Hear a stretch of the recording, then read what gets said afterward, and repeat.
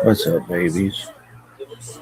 Coffee and Kabbalah Calling Coffee. 17th of Iyar, 5786, Monday, May 4th. This bitch is it's Lag Omer. Light them motherfuckers up in honor of Shimon Bar Yochai. Really? Do whatever the fuck you want to do. If you want to just sit at home and jerk it, you can. I don't give a fuck. Anyway, here we go. 129 days of this bitch.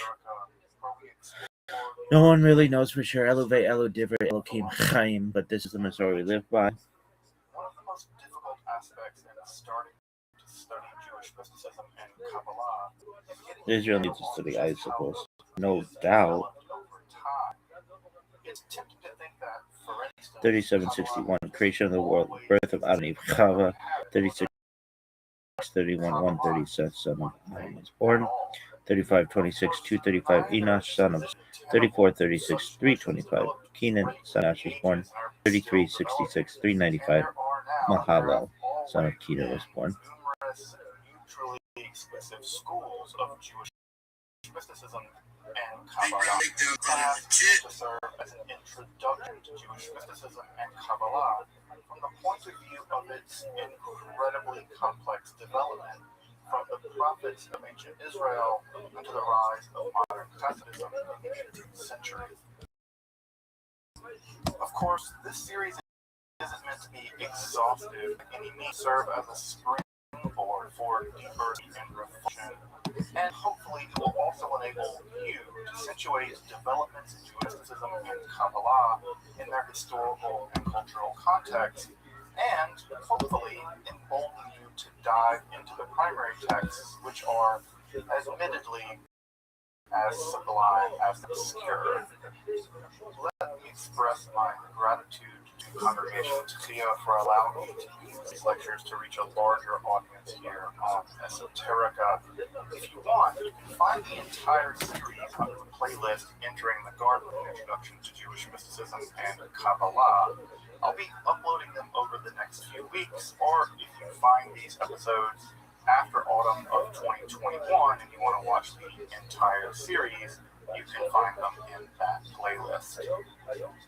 If you find this series on Kabbalah interesting, I'd hope you check out my other content on topics in esotericism and perhaps consider supporting the production of free academic and scholarly topics in occultism, hermetic philosophy by joining my Patreon or perhaps with a one-time donation. You can find those links below, and I really appreciate your consideration. Now, let's enter the garden of Jewish mysticism and Kabbalah. So, as we talked about last time, the Sefer Zohar is a kind of mystical midrash composed of a bunch of uneven sections that has become the core of the Kabbalah. In fact, it is now the core of the Kabbalah. It's the most recently added scripture of Judaism after the Talmud. The Talmud in the midrash literature is a kind of scripture, and the Zohar has now become a kind of scripture as well, depending on the community, especially the Orthodox world, less so in the liberal world. It's composed by Moshe Leon, who circled around him sometime in the late 13th century, although it's traditionally ascribed to Shimon Bar Yochai, the 2nd century sage. And some of the core concepts we talked about last time are Shekhinah, the idea that God has a feminine aspect, and that Shekhinah, that feminine aspect of God, dwells in our world. That is how we experience God, is through God's feminine aspect. And part of what's going on in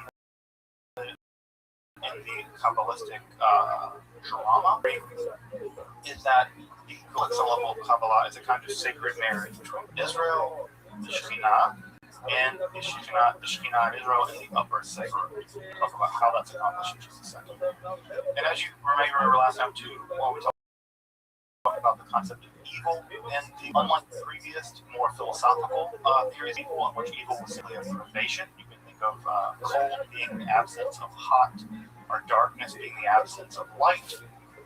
The Zohar rejects that theory and says no, evil is very real. It's actually part of the dross. It's an afterbirth in terms of how reality is created.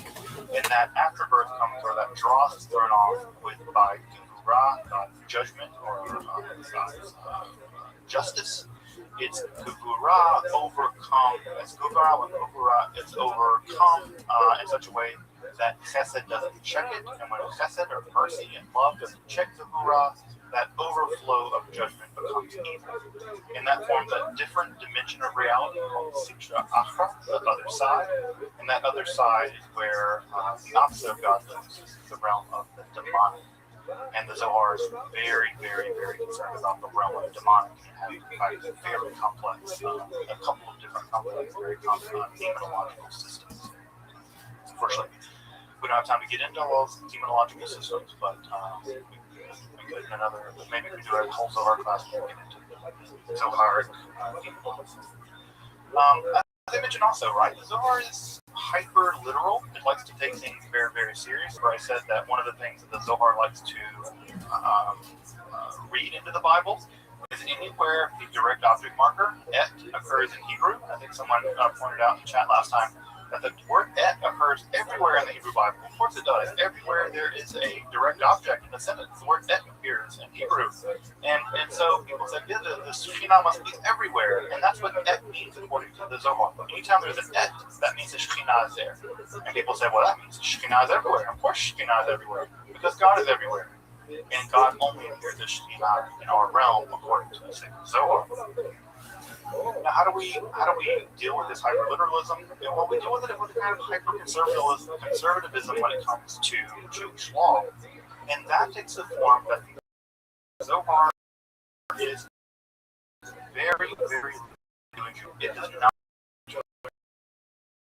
It says that if the Torah alone every day, you do it, and not only do you do it, that is the key. Last time, and I should have, it was a mistake, that the Zohar likes to describe the commandments, the following of the commandments is something like foreplay or seducing God. And as we seduce God by commandments, we become married to God through sin. We become married to God through a kind of marriage. And that marriage to God is exactly what's supposed to happen to redeem the world.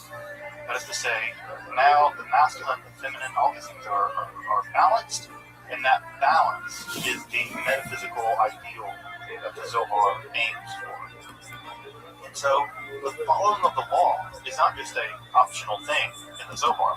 The following of the Jewish law, scrupulously following the Jewish law, Shabbat, laying tefillin, keeping Shabbat, separating meat and milk, all the things, all the 613 multitudes that you know and love, those are not just supposed to follow, they are the roadmap by which one Israel seduces God into the sacred marriage.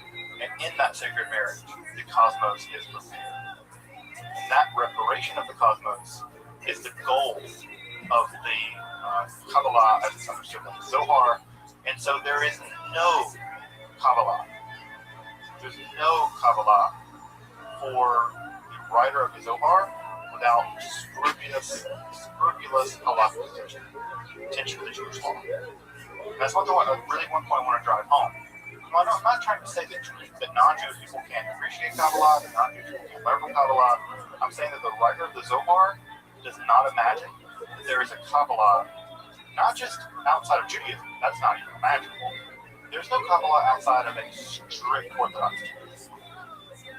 And so the idea of Tikkun Olam is helping the world, preparing the world by doing charity and doing activism.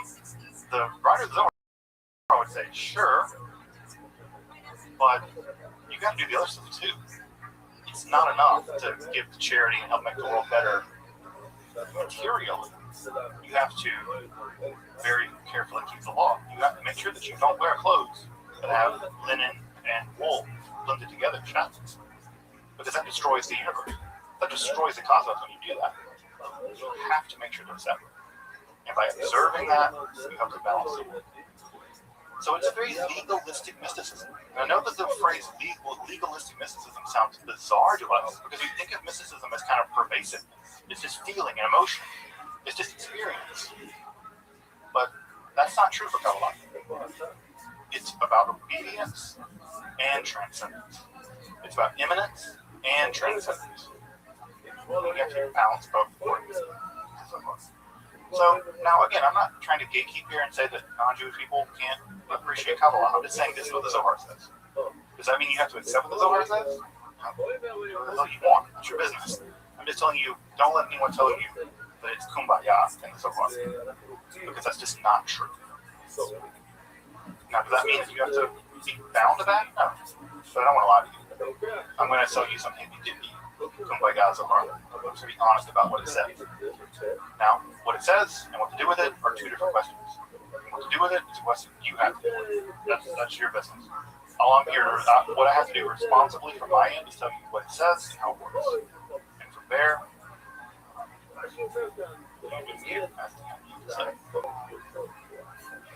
let's jump in, folks. Let's jump in. So, the main thing I want to drive home tonight is that when we tell the story of the Zohar, sometimes we tell the story of philosophy, that there was a bunch of Greek people and a bunch of medieval people, and then Descartes happened. Nothing happened in between. It's as if there were a bunch of Greek people and there were a bunch of medieval people, and then Descartes happened. It's not more.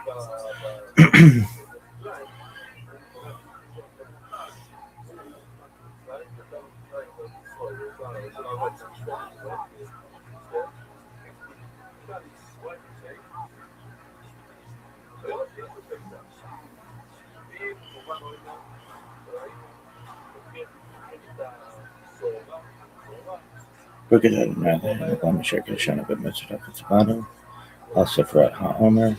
Blessed are you, Hashem, our God, King of the universe, who has sanctified us with his commandments and commanded us concerning the counting of the Omer.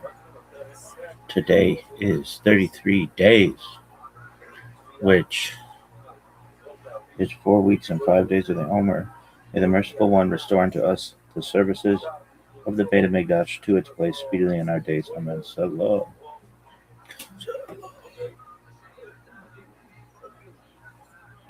As if nothing happened in the middle of all that. Sometimes we do the same mistake when it comes to the Zohar or the Kabbalah. We pretend that the Zohar got written and then Isaac Luria came and then everything was done. And the Kabbalah has not changed since then, and the Kabbalah was not there before that, right? And that story is just incorrect. What's really important to know is that the appearance of the Zohar beginning in the 1790s and then through the early 14th centuries, it didn't make huge waves. It wasn't a big deal. Many people did not buy into it. It wasn't widely disseminated, and many people didn't know about it. It slowly began to percolate through Europe, and then eventually to Italy, and eventually to the East, and then Morocco, of course, as well.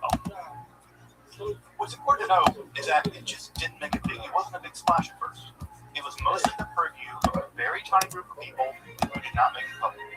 And can you blame them? We just talked about all kinds of weird stuff the Zohar teaches. Do you want to be the guy who gets the first couple pages of Zohar and goes to your local rabbi and tells him that you believe this? No. You're going to sound like a crazy person. The Zohar sounds crazy now. Do you really want to be the person to go and be like, yeah, let's get you from the mountaintop. Let's talk about Zohar in 1310 in a village in Germany. People are like, you mean that we have to get married to God? What are you talking about? They're going to think you're a crazy heretic. And so what ends up happening is the Zohar is kind of parceled out in sections. It's sent all around. People are carrying chunks of it. No one's really going to publicize it. People are still playing the cards pretty close to their chest. Because again, this is a pretty dangerous time to be Jewish. This is a pretty dangerous time to be a heretic. You do not want to become a heretic Jew. You don't. That's a destiny in many ways. And so the Zohar and Kabbalah are still being played pretty close to the chest. Also around this time, it's not like the Zohar ended with the Zohar.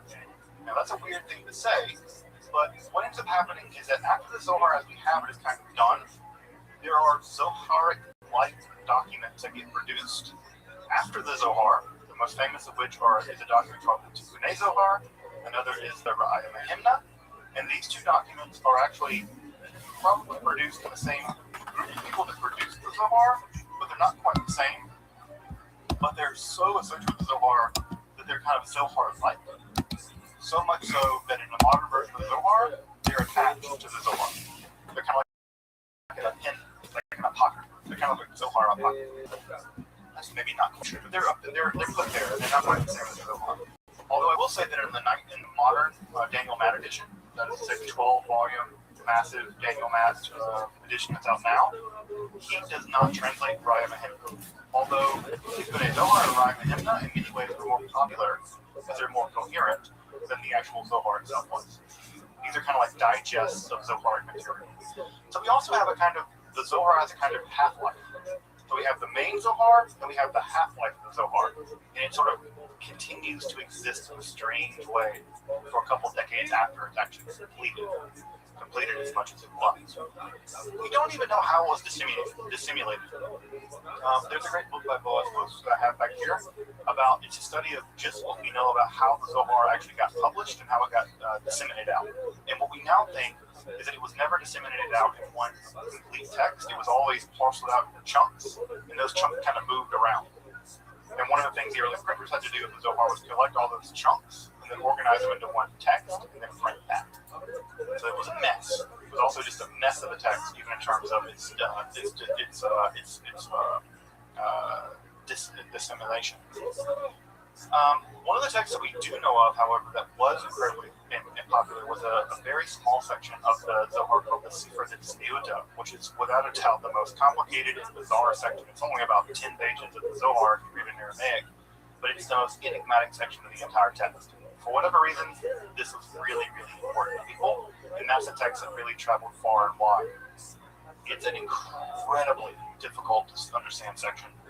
I've probably read it a dozen times, but I can tell you that even trying to summarize it right now,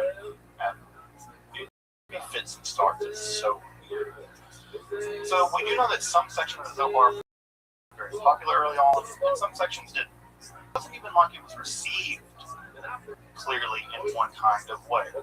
What we think happened was the Zohar was kind of sent out in digests, and people in various communities found certain parts interesting, certain parts not, and it was kind of spread out like this. In the generation after the publication of the Zohar, we basically have three major things that begin to happen. The first major thing that begins to happen in the aftermath of the publication of the Zohar, which everyone knew was important, everyone realized it was an important document, substantial, right? I mean, think about the documents we've talked about so far in this class. They're 30, 40 pages long. This is 1,700 pages. This is a monumental text. A monumental text.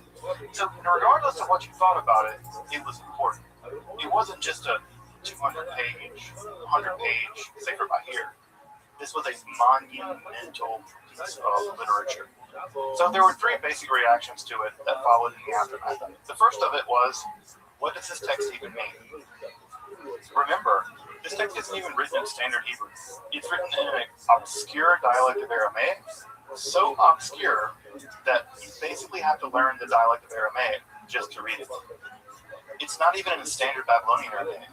It's an idiolect of Palestinian Aramaic. It's a very, very strange language. So just to try to figure out what it meant took about a generation. Secondly, many people did not buy it. They didn't believe it was real. They thought it was a forgery. There were many, many Jews that thought this document was a forgery, and it's dangerous. It's full of heretical, nonsense ideas, and it's going to get people to pagan. And so we have, for instance, a very famous story of Paco, and he saw parts of the Zohar actually in Palestine. It reached him in Palestine, and he read it and thought, this is really weird. And if it's by Shimon Bar Yochai, I want to understand it for sure. So what did he do? He went all the way to Spain to try to find out where this thing came from. He did the detective work. He traced it. He went all the way back to Spain. He made it to Guadalajara. He made it to Leon. And he made it to Moshe Leon's wife. And Moshe Leon's wife ratted him out. She said he made it up from his own head. Came from his own intelligence, and Isaac of Akhimami, he did not have any ancient manuscripts. And she was like, now read it up. Now, what does make it up mean? Well, it might mean, according to other terms, and his mystical insight allowed him to kind of channel the Zohar, the same way that Joseph Smith channeled the Book of Mormon. That's a claim that people have made, right? The Book of Mormon, Joseph Smith never claimed he actually translated from gold plates. Joseph Smith claimed he used stones and looked into a hat and translated it spiritually. Well, maybe something, Moses of Leon did something similar to Zohar. So there were people actively trying to do investigative work to figure out whether this thing was real, right? Now, what's weird about Isaac of Akko is that eventually, toward the end of his life, he accepted the Zohar as legitimate, despite what Moses of Leon's wife told him. He accepted it as legitimate. Now, legitimate, what does that mean? It's a big question. But he did ultimately come to accept it, but many people did not. The third thing is, once you've understood what it's saying, once you can read the damn thing, well, how do you systematize it? What do these Sephiroth mean? How do you understand all these different connections? How do you understand the 10 Sephiroth track the various mixes are in these weird relationships, and they have all these complicated things that they're doing?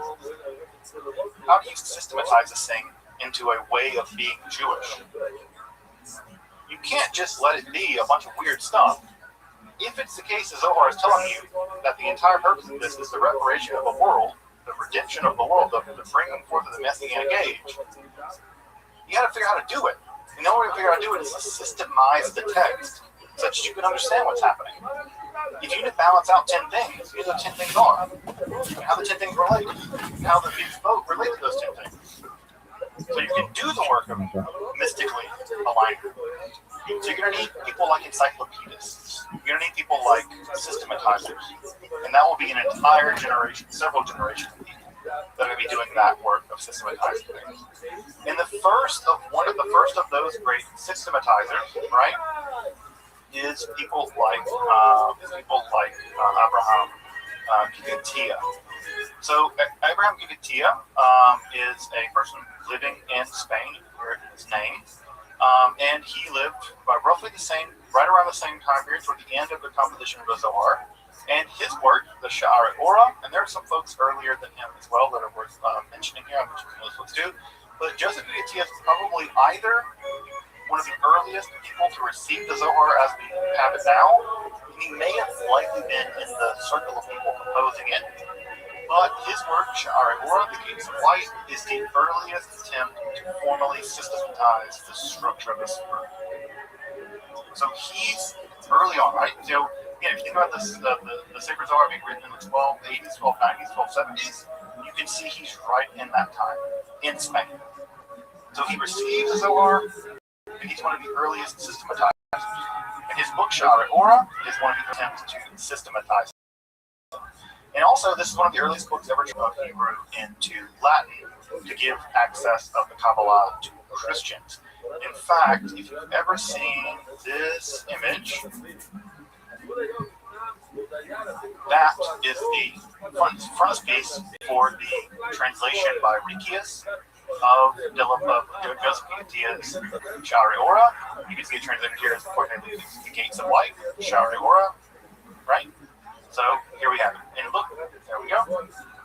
The earliest depiction of the Sphira. You can see it cut there,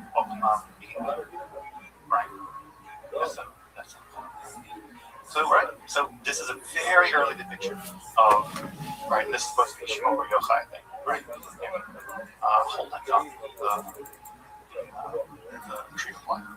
So this is an early, and I bet some folks have seen this picture before, and you have been following these lectures. This is the Rikius translation of the Sha'arei Orah. All my slides again. Yeah, there we go. So Gigatia is one of the earliest systematizers, and that's going to be really important because the Zohar is very hard to understand, and systematizing is going to be very important in that process. Another really important early Kabbalistic document is going to be written, that's going to be important here. It's going to be Menachem Rekanti's commentary on the Zohar, and Rekanti's commentary on the Zohar is going to be what's going to be part of legitimating the Zohar, because Rekanti is one of the great scholars of his time, and he's also going to do the part of sort of transmitting Zoharic ideas in Italy. Right, so we have an Italian learning Kabbalah, translating some of those ideas into Italy, and this is going to be a big part of that. happen. Once they get to Italy, they can spread everywhere. DC is the hub of the world, and so they can get to anywhere in the world at that point once they reach Italy.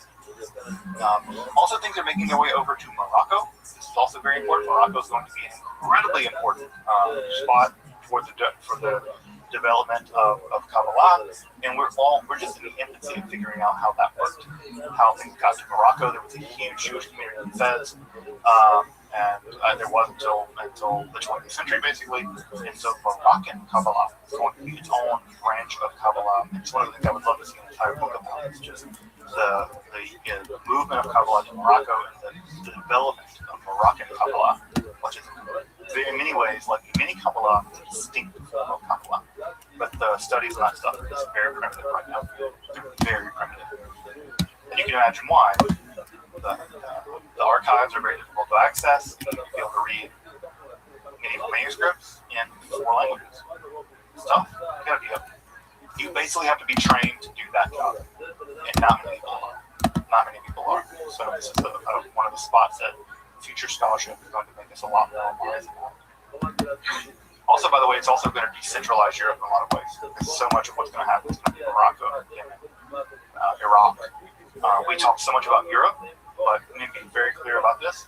European Kabbalah is one part of the story, and the reason why we know that part of the story so well is because a lot of Europeans have done that work so far. Do not be fooled that Kabbalah is a European-centric phenomenon. Do not let that be fooled. We just don't know about the rest because we haven't done the work yet, because we don't have people do the work yet, or we haven't prioritized it or both. What's also important to know about the development of Kabbalah and what, again, I call the interregnum, the period between the writing of the composition of the Zohar and the rise of Lurianic Kabbalah, is that there were other Kabbalahs around. It wasn't like the Zohar was going to win. The Zohar was one weird document that was out there. People were interested in it, but it wasn't like it was going to be the only thing. At the same time that the Zohar, the version of the Kabbalah that's dominated by the Zohar, what we sometimes call Theosophical Kabbalah, there was another intellectual form of Kabbalah that developed. And this intellectual form of Kabbalah actually was much closer to philosophy. Remember that the Zohar has a very kind of don't like philosophy kind of bend, a little bit. There were other forms of Kabbalah developing. Remember, Kabbalah was developed in Spain, France, and other places, and there's another form of Kabbalah that's much more cozy with philosophy. In fact, they want to combine Maimonidean philosophy, the Sefer Yetzirah. They want to combine all what's great about philosophy, all what's great about Kabbalah into one system. They don't want to kick Kabbalah. They don't want to kick philosophy to the road. They don't want to kick rationalism to the road. They want to actually blend them together. And so there are forms of Kabbalah that begin to develop, like I said, in Morocco and also in Spain, that are much more cozy with rationalism, with the intellect, with Maimonides even. And these forms of intellectual Kabbalah are completely distinct from what's going on in the realm of the Zohar. Now, you don't hear a lot about these because they lost. The Zohar is going to win, right? Luria is going to win. But these other forms of Kabbalah are just as legitimate, just as worth studying. Now, what ends up happening in these forms of Kabbalah is that the Sefirot are there, right? These forms of Kabbalah accept the Sefer Yetzirah. They accept the Iyun circle at some level. They said that the Sefirot are real, they're just not parts of God. They're parts of our intellect.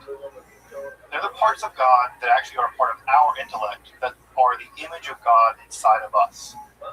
And so they're not metaphysical objects that are worthy of speculation out there, right? The ladder is not from me to up there. The ladder is from in here to God. The ladder is in here. It's in the intellect. And you climb it in here, in your mind, in the intellect, not ontologically out there. It's all in here. You go in, not up. In this form of Kabbalah, the intellect is central. And what you do is that you go inside of your mind, and through a process of meditation, through a process of breathing techniques, through a process of writing out words and meditating on language, clear the mind. And as you begin to clear the mind of the nonsense, you begin to uncover the reality of God. And then you begin to climb up the Sefirot in your mind by uncovering the structures of the mind, the pure mind, and that pure mind is an imprint on you from God. And by climbing up the ladder of the intellect, your intellect becomes united with God. Notice this is a very different way of doing Kabbalah. It has everything to do with meditation. It has everything to do with contemplation, as opposed to following Jewish law. Now, you can't not follow Jewish law too, that's important, but this is a very different kind. The apex of this form of Kabbalah we often call ecstatic Kabbalah. Ecstasis means to go out of yourself. We'll see what this means in just a second. Or we call it prophetic Kabbalah. And the most important example of this is, of course, Abraham Abulafia. Right? Abraham Abulafia, another Spaniard, right? Born in Spain. Again, this is a thing that any Ashkenazi person should be very thankful for all the kind Sfardim who have given us Kabbalah. Abraham Abulafia was born around 1240, died around 1291, so born right around the time of the rise, contemporary with the rise of the Zohar. But from his writings, we can't tell that he knows anything about it. He existed right around the time it was being written, but there's no evidence he knew anything about it, basically. He roamed around a whole lot. Abraham Abulafia roamed around just to look at his travel log. Would make anyone jealous these days when this was locked down. You'll have to be able to travel around like Abulafia. In fact, he traveled as far as Iraq and Iran, and he's trying to find a mystical river called the Sambatyon.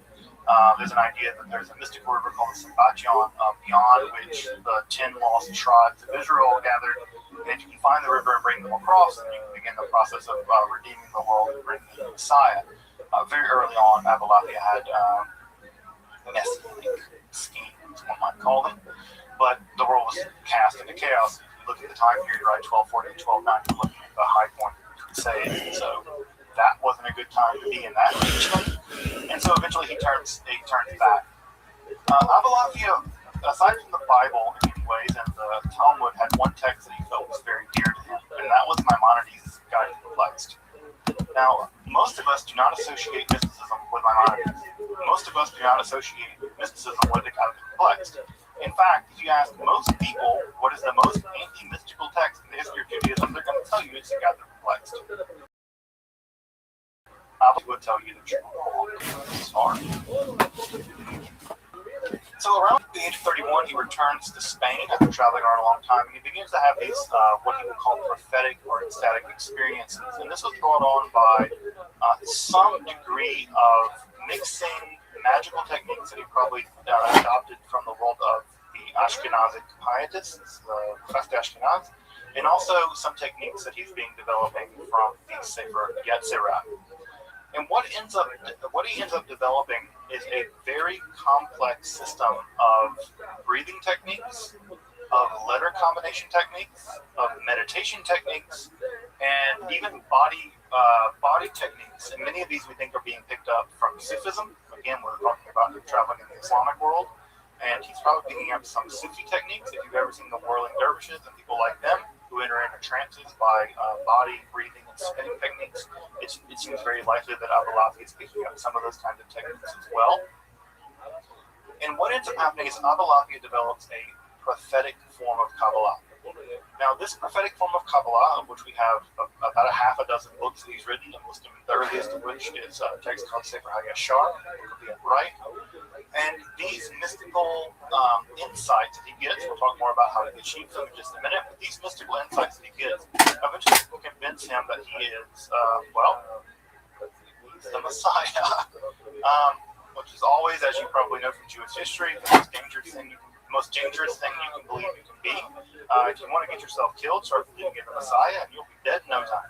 So he believes he's the Messiah, and of course what he does is he does what any rational person does. He goes to Rome to tell the Pope that he's going to convert into Judaism and begin the process of the redemption of the world. Well, the Pope basically orders him to be arrested and killed, and Abulafia's great luck is that the Pope dies. He has a stroke or something. He dies. He is, I think, briefly arrested by the Dominicans or some such, and he's released. I don't know how he got that lucky, but this happens, by the way, to several people in history. They challenge the Pope to this, to that, whatever, and they get themselves killed, and the Pope dies. So, and I don't hope anyone dies, much less the Pope, but I'm glad that Abraham Abalafi did not get to show down with the Pope. Somebody out there crashed.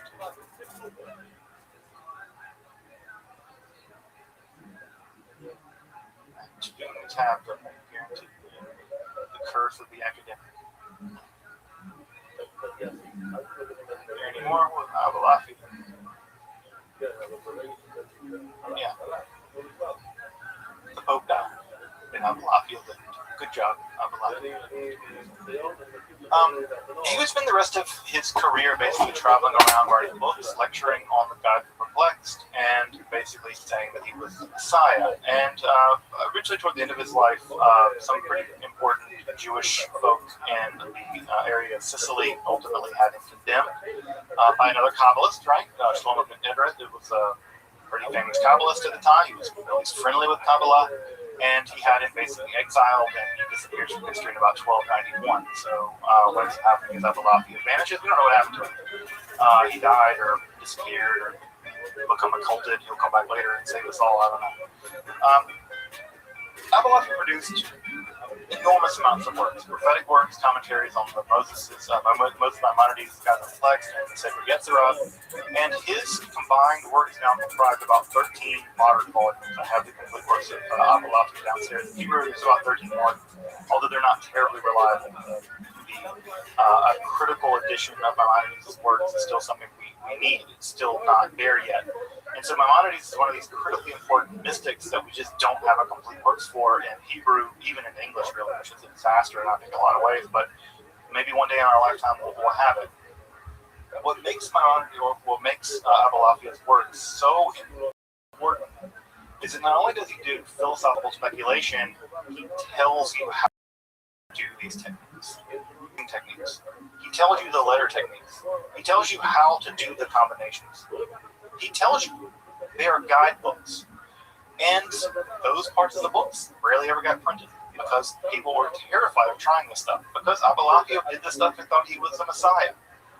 And people did not want that happening, and so these sections of these books are hardly ever even reproduced in Hebrew. I do have them in Hebrew, and they're super complicated. It's all about combining letter vowels and stuff like that. Although I will say that recently there was a scholar named Moshe Adel, one of the most important scholars of Kabbalah these days. Moshe Adel did work with a New York scientist to reproduce some of Abraham Abalafi's breathing and meditation techniques, and it showed on the neurological level, it showed results. It was right. So there is something to it. In the same way we studied Zen monks' brains and nuns who chant, so there is something to it. How did this work? What he thought, right, and this is to get a little bit into the weeds of medieval philosophy, which I'm not going to do because I don't want to make you a crazy person. But there's an idea coming from Aristotle that your intellect, right? So think about a bunch of dominoes.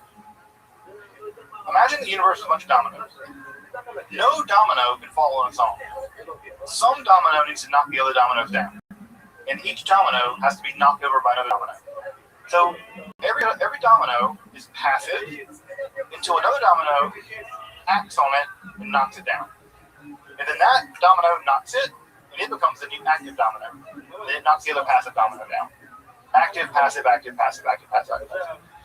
Aristotle thought that the mind worked like that too. Your mind is passive at first, and it needs something to activate it, but it can't activate itself. So what activates it? Another mind outside of it. It's like a domino clicking your mind on, or someone turning a light switch on. The light is passively on, or passively there, then we click the light, and we are the active lighter upper, and then the light shines. Well, Aristotle thought that there must be something outside the mind that lights the mind up. Your mind is passive, and something activates it. What's that active thing that lights the mind up? Another mind. What mind? God's mind. God's mind turns the light on in your mind, illuminates your mind. Well, often our minds are kind of full of gunk, right? I mean, think about your day. Do you really think about how your mind is a realm of God? No, you think about paying the bills and getting the kids and doing the thing and getting some food and doing whatever, teaching class. Your mind's covered over with all kinds of layers of things that make you forget what you are. You're a mind activated by God's mind. Well, what is the technique that Abalafi develops? A way of clearing off so that your mind reaches all the way back up to the divine mind, and that your mind and God's mind become connected together. And when that happens, when your mind and God's mind become connected, you see like God does. You see time as one thing. Right? You're now no longer in third dimensions, you're in four dimensions, and you see time. You can look that way into the past and look that way into the future. That's prophecy. You can see how things are going to go. You can see how things went. You can see where you are. You see from a God's eye perspective.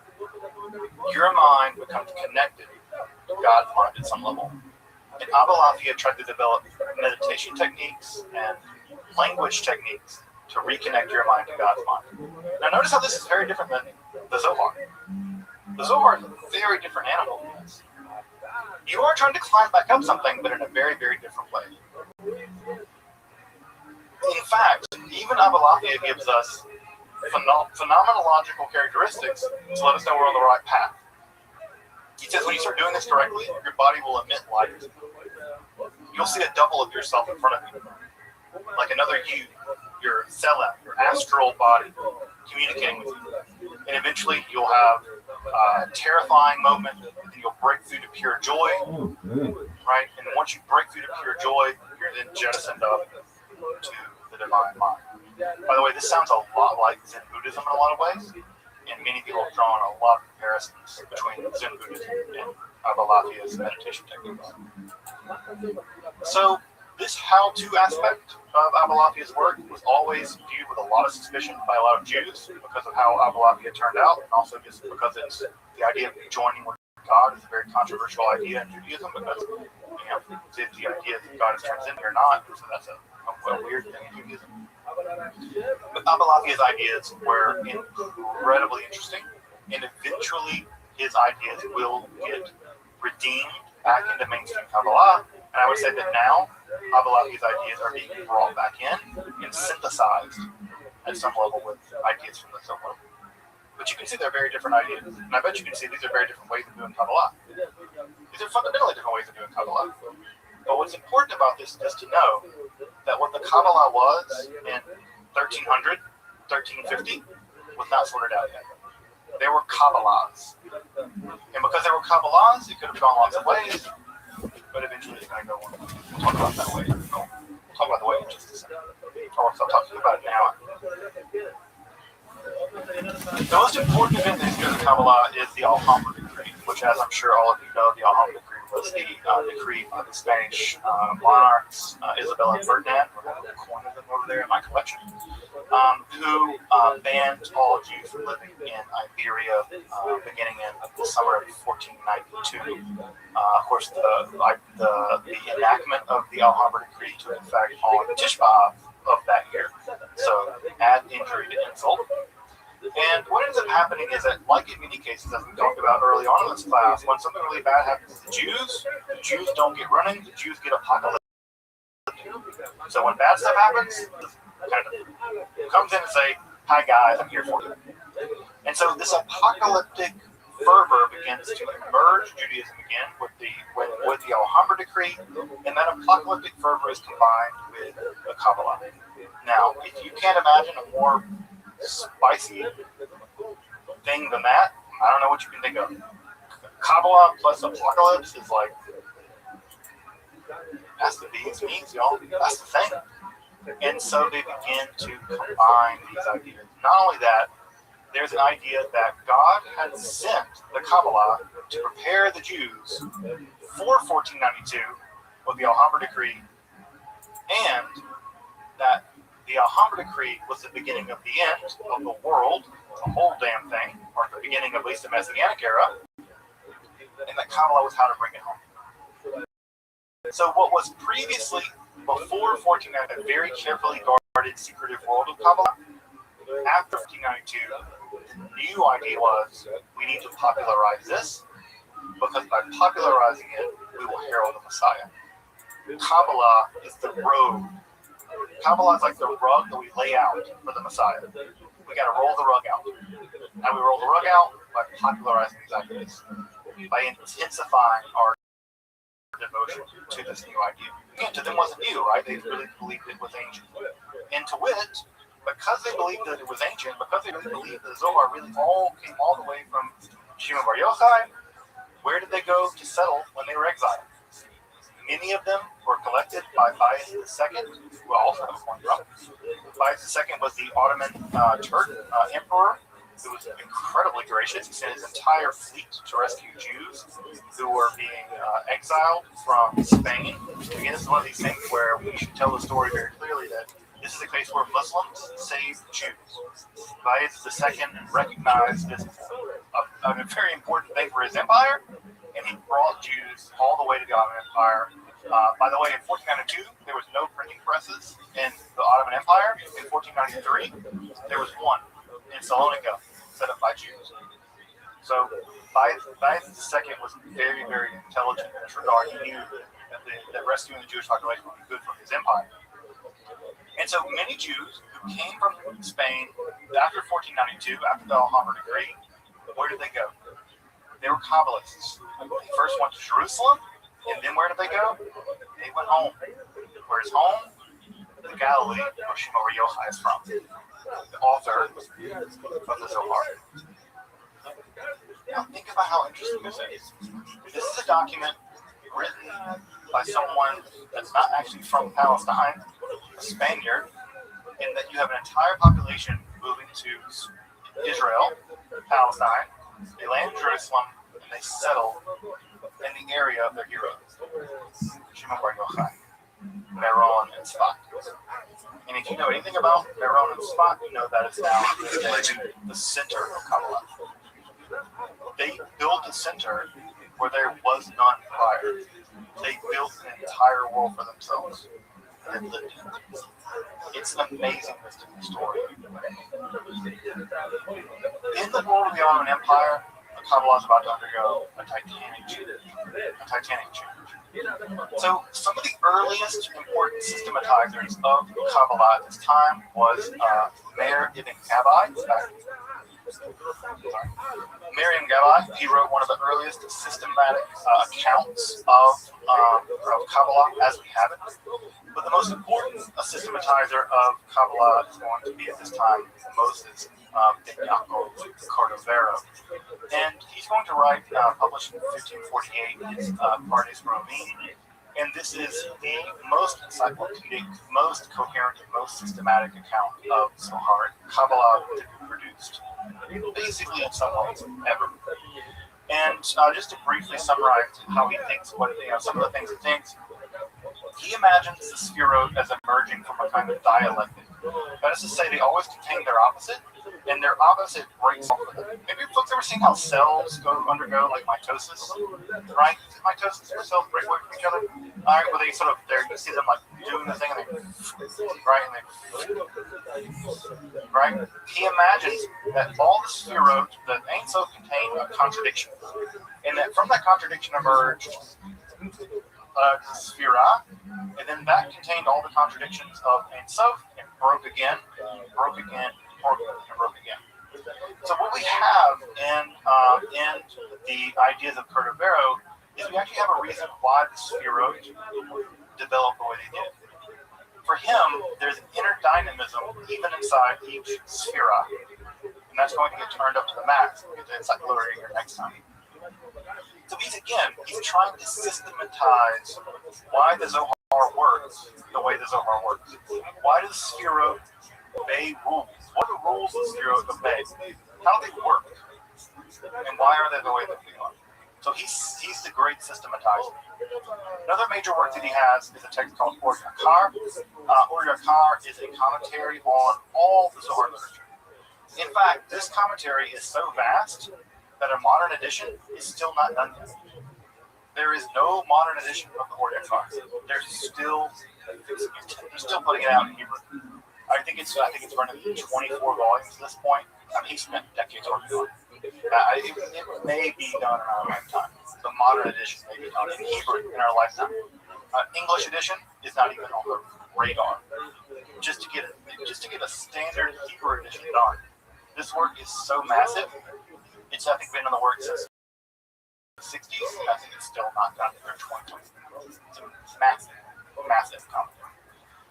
Another work that he produced was a document called the Tomer Devorah, the Palm Tree of Devorah. This is an ethical little book, very, very tiny little book. You read it in an afternoon.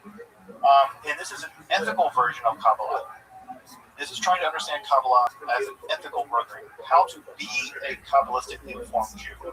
And these ethical Kabbalistic books, these kind of books of Kabbalistic Musar, ethics, how to be a Kabbalist, how to be a Kabbalistically informed Jew. In fact, many of those are responsible for popularizing a lot of Kabbalistic ideas.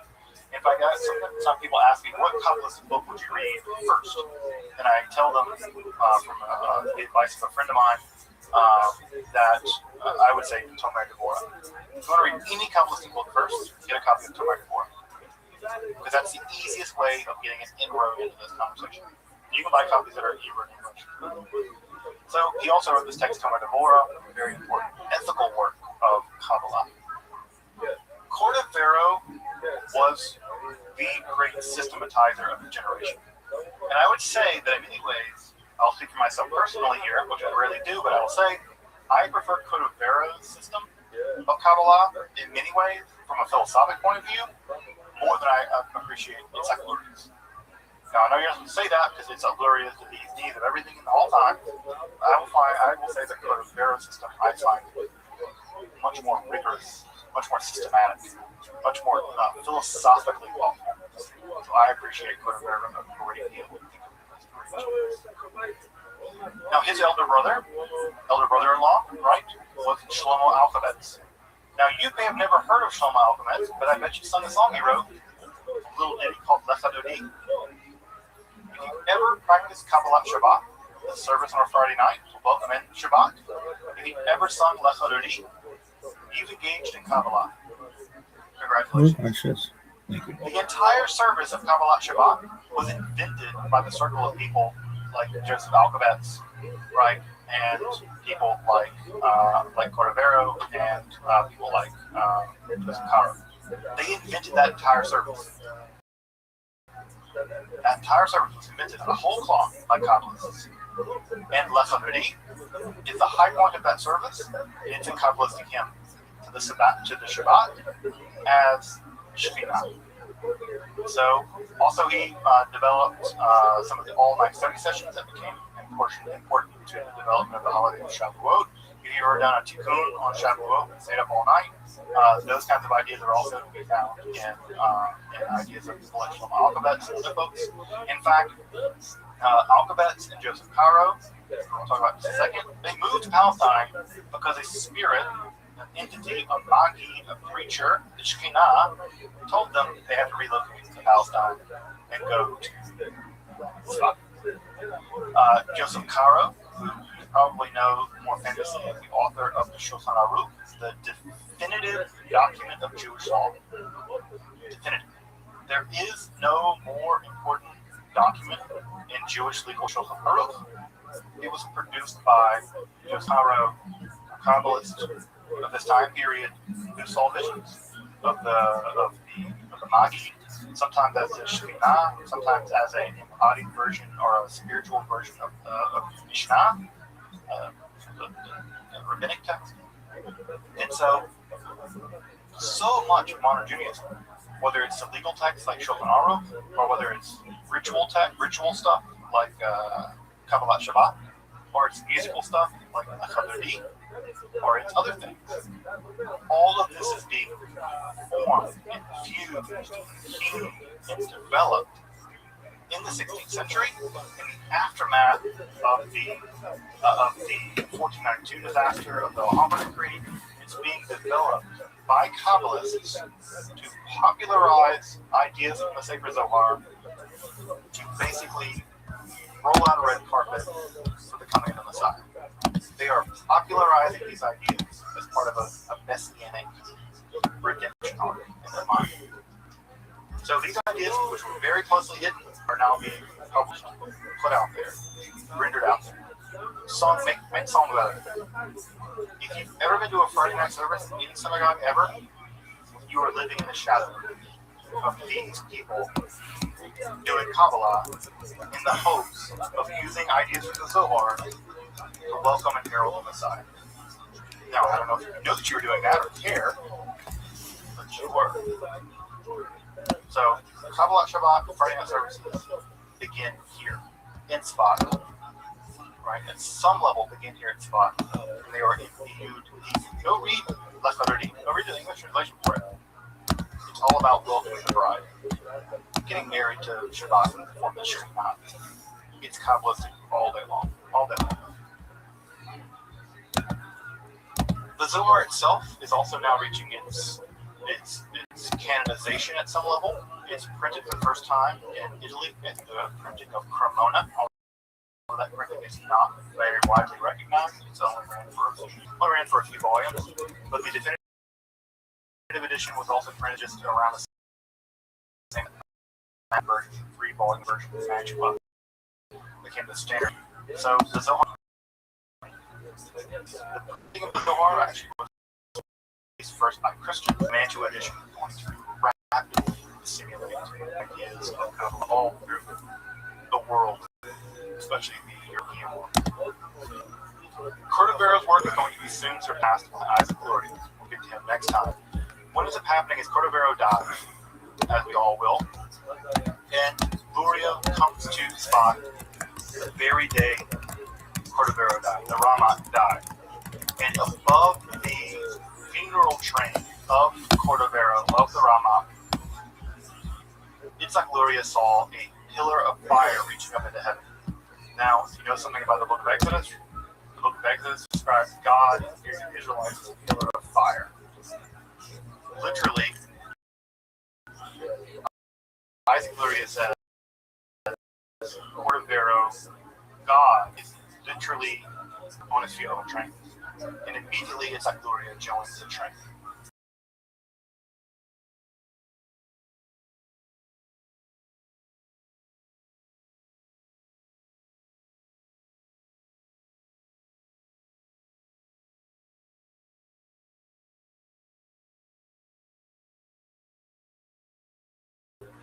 He spent a few years teaching, and the 3 or 4 years that he spent in Spot, or the 2 or 3 years he spent in Spot, are going to transform Kabbalah forever.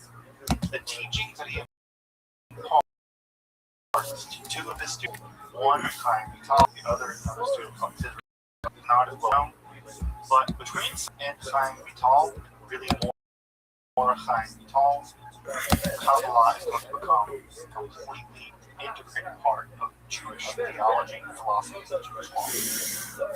Kabbalah, as we know it, is going to basically become Lurianic Kabbalah. The Kabbalah, as we all know it, is going to be the Kabbalah downstream of Itzhak Luria and Chaim Vital.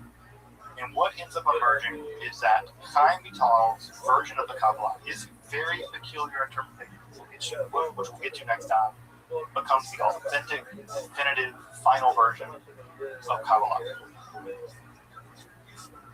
That's a huge deal.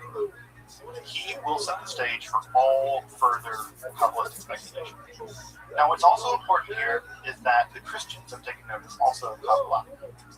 They've also gotten interested in this messianic fervor. And they've also gotten interested in the idea that Jews may have some weird secrets way back in the day. Jews at this point, beginning of the 15th century, especially by the 16th century, are taking intense interest in Kabbalah. And they're going to actually adopt Kabbalah in Christianity. And Christian Kabbalah is going to be an incredibly important part of the development of what we now call Western esotericism, or the occult.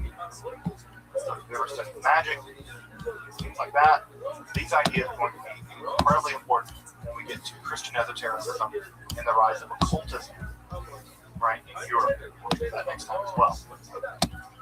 It's going to be Vital, Chaim Vital, one of Itzhak Luria's students, who is going to provide the definitive version of Kabbalah as we know. If you've never studied Kabbalah, you've heard phrases like Tzimtzum, contraction, Tikkun Olam, reparation of the world, Shirah, right, the idea of the shattering of the vessels, Klipot, the idea that they're broken vessels or shards of these. If you've ever heard these ideas come from Lurianic Kabbalah. They are versions of Kabbalah developed by Luria based on the sacred Zohar. What we're going to do next week is we're going to dive into Lurianic Kabbalah. Lurianic Kabbalah, as I said just a moment ago, is Kabbalah. It's become the baptized version, if you like. It's the definitive, the authentic, the standard version. There were other versions of Kabbalah that existed prior, but Lurianic Kabbalah will become the canonical version of Kabbalah. So notice what's already happened. By the late 16th century, the Zohar is already accepted as canon. There's no doubt anymore basically about it. The question is, how do we interpret it correctly? Luria is going to become the canonical version of Kabbalah. That's a big deal, because something that is, at this point, from 1572, Kabbalah is only about 300 years old. 1270 is when it first began to emerge, really.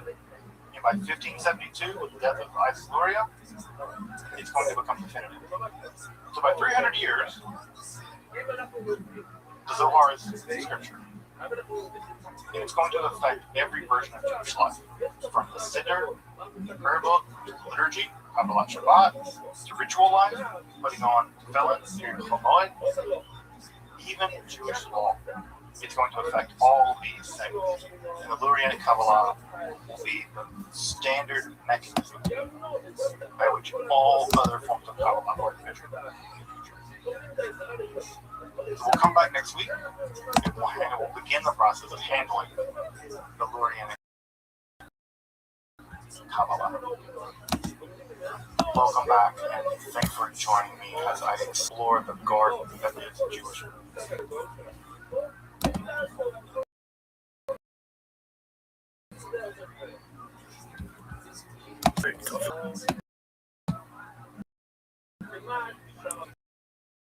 May the fourth be with you.